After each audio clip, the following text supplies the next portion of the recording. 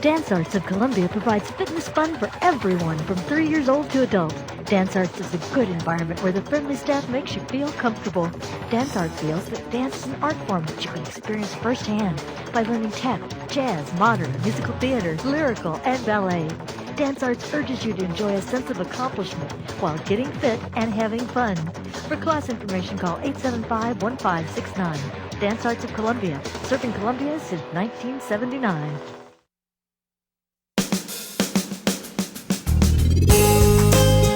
Good morning and welcome to Radio Friends, Friday, May the 4th. And what better way to go into a weekend than with my friend, singer, songwriter, storyteller, all around nice guy. Ooh. Yeah, you like that for an introduction? Thank you. Larry Brown, good to have you here. A little something later for you in the tip bucket. Yeah. Okay, but Larry Brown is with us, and you're not gonna sing today. You're gonna tell a story. So it's a Mexican story. Yeah, Mexican story. Okay, Yes, and yes. the name of it is the Rooster in the Sky. Yeah, El Negro Gallo del Cielo. The Black Rooster. The Black Rooster of the Sky. Okay, all right. So here it is, Larry Brown with the Black Rooster of the Sky. In the year of our Lord, 1519, Hernan Cortez marched from the sea in today's Veracruz all the way to the Valley of Mexico, today Mexico City, but then it was the capital of the Mexica, the Aztec Empire. As Cortez made his way to the city, he picked up all sorts of indigenous groups who were dissatisfied with the Aztec Empire, and they joined him in an army that went into the city of the Triple Alliance, Tenochtitlan. Cortez saw before him the largest city he'd ever seen, with more color, more people. It was an elaborate city, but within a few months he had brought destruction to not only that city, but to the whole empire. In fact, 100 years, it went from 20 million people to less than 100,000. Because he brought disease, he brought livestock that they'd never experienced before, cattle and horses and war dogs. But he brought also a Spanish chicken. It was the pollo verde, the green chicken of Spain. But as that whole city went into ruin with the conflict, and the leader, whose name was Montezuma, was killed, people were fleeing the city. You see, Cortez arrived at the time that had been predicted that the god Quetzalcoatl would come back, the feathered serpent. And there was stories that the feathered serpent would appear as a light-skinned man with a beard, and Cortez played that up, of course.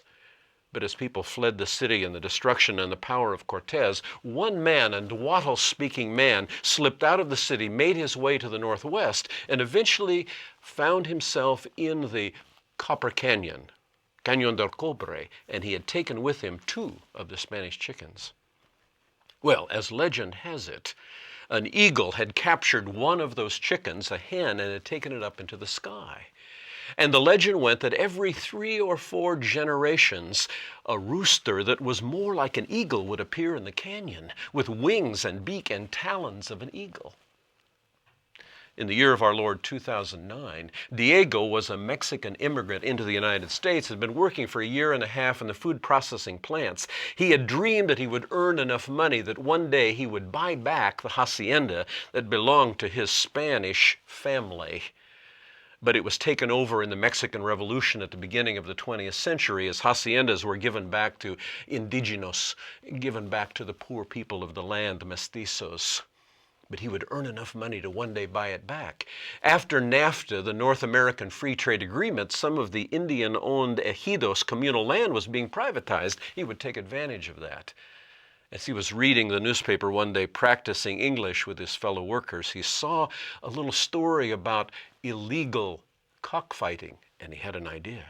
There were rumors that the black chicken of the sky, the El Negro Gallo del Cielo, had appeared again in the Copper Canyon. He would take his money and buy that rooster, and he would be in cockfighting competitions and earn enough money to buy back the hacienda. And that's what he did. After journeying to the Copper Canyon, negotiating with the Tarahumara, he took that rooster and he fought all across the Mexican border, one city to another. He would call his fiancée Selena and report how much money he was making. He had taken $5,000 to $10,000 to $50,000 and more. But one day a message had come to him that an old Indian, a viejo indigenos, had a chicken called Quetzalcoatl that was also undefeated, like his own El Gallo Negro del Cielo. And that would be the competition.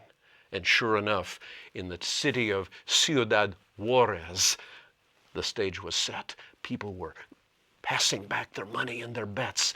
It was going to be tremendous. And Diego had put all of his money in because this was the best rooster ever to fight. But as the fight began, that little brown rooster, Quetzalcoatl, owned by the old Indian, would just hunker down in the brown ball. And then all of a sudden, in a surprise move, he charged against the black rooster, throwing it against the wall, breaking his beak and a wing. And all was lost. And as tearful Diego left the arena, knowing he would have to call Selena to report that there was no money, no buying of the hacienda, a man made his way to Diego and putting his arm around him said, "Oh, Diego Hernan Cortez, you have just lost to an old Indian." And Diego said, "And who was that old man?" And he said, he goes by the name of Montezuma, and he has gotten his revenge." That's a pretty good story there, Larry Brown. Well, Montezuma's Revenge. Montezuma, In in the form of a rooster. Did you, is that your story? Oh, that's my story. Yeah. That's more. Dipping into, some bits and pieces of legend and history. Yeah, very good. Singer, songwriter, storyteller, Larry Brown, keep you on the edge of your seat. Do you have any events coming up?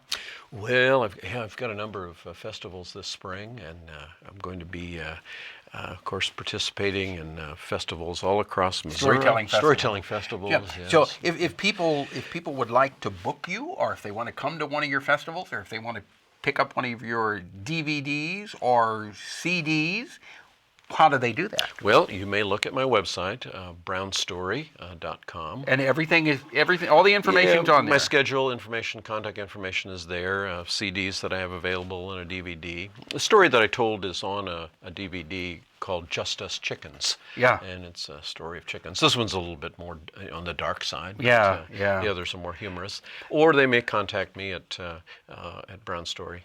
Do you ever just, you're riding along in your car or you're sitting reading the newspaper and all at once an idea for a story comes up and you feel compelled that you have to put this down in writing or you have to record it because this is too good to let it go by and you might forget it? Sure. I'll take notes. So if I can get to a tape recorder or do some kind of device, I can get it jotted down. But inspiration comes and I have to go with it. All right. Larry Brown, thank you so much for coming by. You're an inspiration to me.